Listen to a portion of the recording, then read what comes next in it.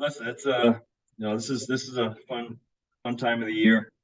Coming off a weekend sweeper Maine was huge for us, and now leading into the BC weekend, it's going to be a lot of fun. I know our guys are looking forward to it. I know we certainly didn't get the type of game or outcome we wanted the last time we played them. So hopefully we're ready and a little bit more prepared. They're a good team, so we certainly have to be ready for them, and it's going to be fun tomorrow night again. It should be a great crowd and a great atmosphere. Bell, go ahead. Hi, Coach. Do you expect Donphan Sawyer, Jamie Armstrong to be in the lineup tomorrow or Saturday? Right as of right now, they're probably both day to day. Probably will not know until tomorrow. So there's been no decision made on either player. Both of them practice today. So that'll be determined tomorrow morning, seeing how both of them feel.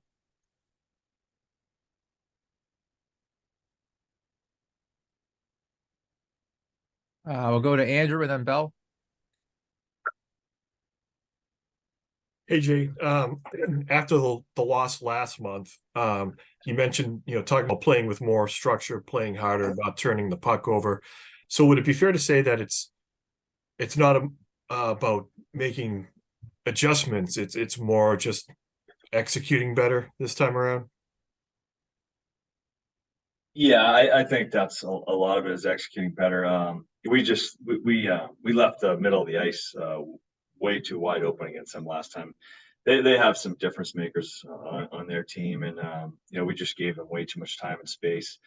We didn't protect the middle of the ice, and they took advantage of it. So we just have to get back to our structure in the neutral zone, in the defensive zone, and yeah, you can't turn pucks over against that team. They get some dangerous players, and they'll make you pay, and they did last game. So we definitely have to be better in those areas.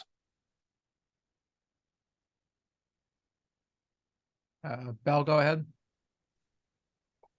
Comesso pulled on Saturday. Is he still the guy for this weekend? Were you just kind of giving him a break in that weird Maine game? Yeah, I think it was the right move to get him out of that game. He didn't see him himself. Didn't seem like he was tracking the puck well. So that was the decision there. Yeah, we plan on starting Drew tomorrow night for the first game. Rick, go ahead. Given the nature of this long rivalry and the fact that so many of these players know each other from both teams, how do you get the right level of emotion for your team? Really up for it, but not letting things get out of hand. Yeah, I think you have to stay in the moment. You can't get too high or too low. I think our team's done a pretty good job of that this year. Yeah, a lot of these kids grew up playing, against each other the whole way up or with each other. But when you get into a game, both these teams, you got competitive people. They certainly put that aside. But the emotions are going to be high. Sure, the crowd's going to be into it, and it's going to be a lot of fun. So yeah, the big thing is you don't want our guys being too excited. We want to make sure we're disciplined and staying in the penalty box. They got a great power play as well. So, but I don't think our guys need any extra motivation to get up to this game, whether they know these guys are coming.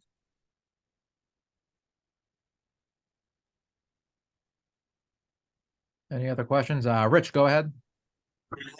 Oh, hi, Coach. Sorry, I got locked out there for a second. I was just wondering, has the Beanpot buzz already started bubbling on campus? And can you kind of recall what that buzz was like when you were a player here in the 90s when Bean was a dynasty?